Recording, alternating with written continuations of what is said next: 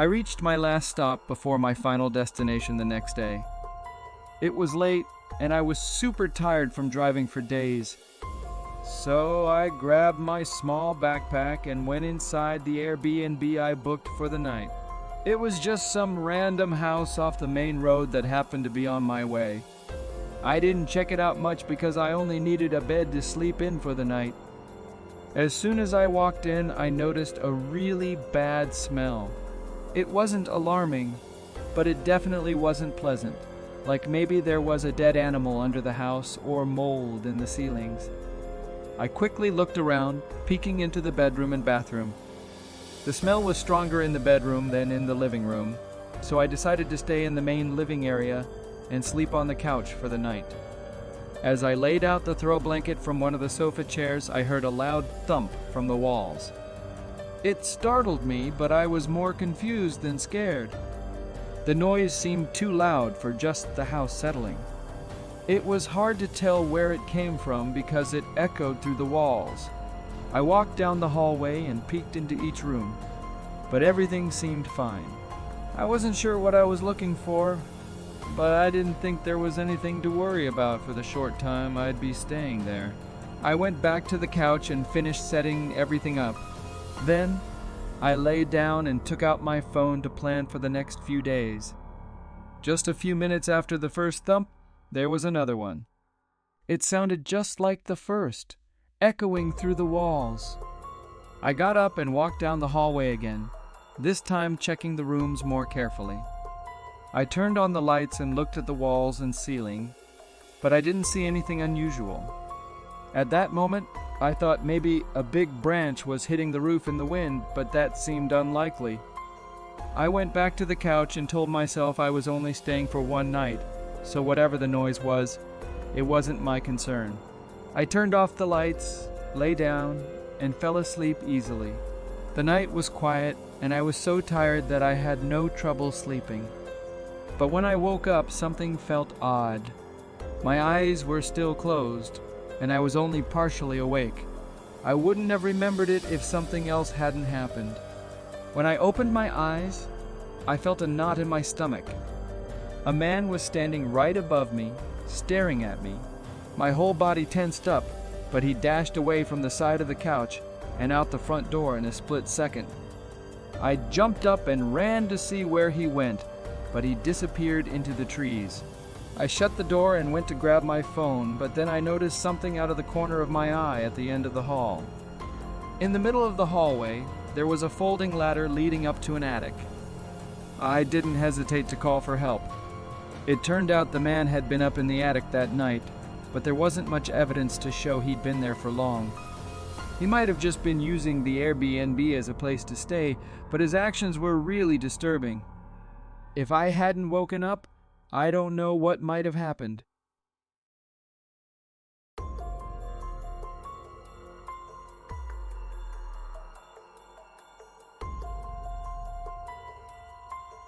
I wanted a quick vacation to escape my flat, boring hometown, so I picked Colorado for its mountains and forests. I didn't know many towns there besides the expensive ones, so I looked for Airbnbs in smaller towns. There weren't many options within my budget, but I found one that seemed okay. I booked it and hit the road the next week, driving for 10 hours through the countryside to get there. When I arrived in the town where I'd be staying, I wasn't too thrilled. It wasn't what I expected and felt less comfortable than I'd hoped.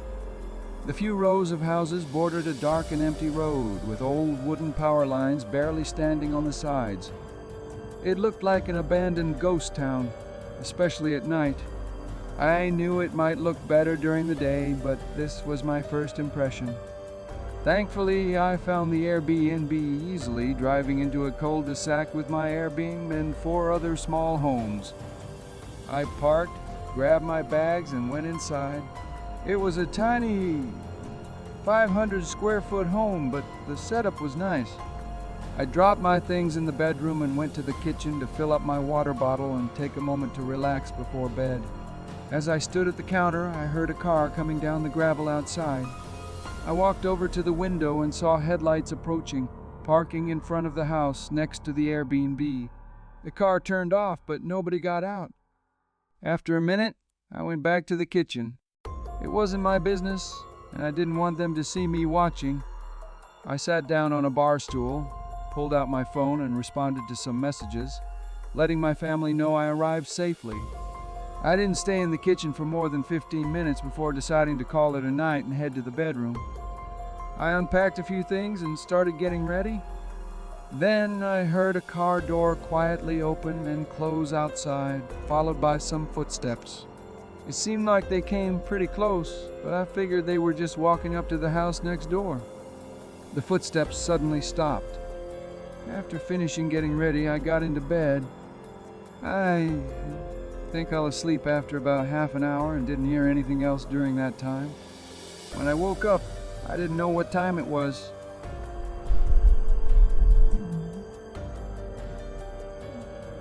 Everything was quiet except for the slight creaking of the house. I sat up looking around the dark room, trying to figure out why I felt so unsettled. It was hard to see anything until I noticed an uncovered window, and behind it a pair of eyes were staring back at me. My heart raced and I couldn't move. After a moment I saw the figure move away from the window, but I could still hear their footsteps faintly, and it didn't sound like they were leaving. I jumped out of bed and rushed to get dressed, but then I heard a sudden noise outside the bedroom door. I froze and listened as heavy footsteps moved quickly from right behind the door and ran down the hallway. I didn't know what to do, so I just stood there and listened. The footsteps went from inside the house to the gravel path outside, then down to the road. Soon after, I heard a car start up and drive away. After a while, I cautiously opened the door and walked down the hallway. The front door was wide open, and all I could hear was the quiet of the night. I never heard the man's footsteps leaving from my window, but it seemed like they were gone. I reported the incident to a local police station 20 minutes away, but there was no follow-up. I didn't stick around to find out who they were, what they wanted, or why they broke in.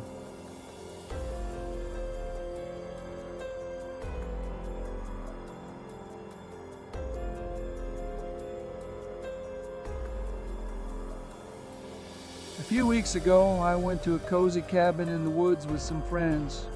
I stayed there for 2 nights. The cabin was simple, but I liked it because it was quiet and surrounded by trees.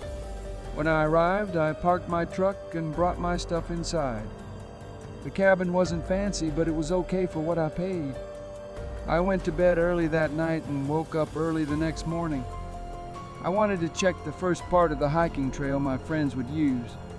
I just needed to make sure it wasn't too muddy from the rain last week.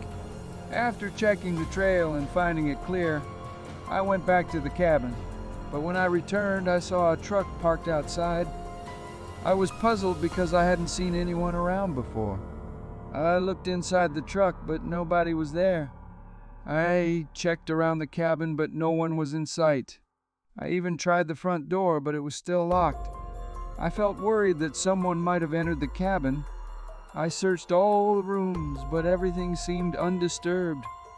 I contacted the Airbnb host to ask if they knew anything about the truck. While waiting for a response, I looked out the windows again, but didn't see anyone. It was strange because there didn't seem to be anywhere for someone to hide in the forest around the cabin. As I waited for a response, hours went by. I kept watching for someone to return to the truck, but as the sun set, it seemed less likely. Then, around 8 p.m., I received a text saying that no one else should be there. I had a feeling that would be the answer, but I was still hoping it wasn't true.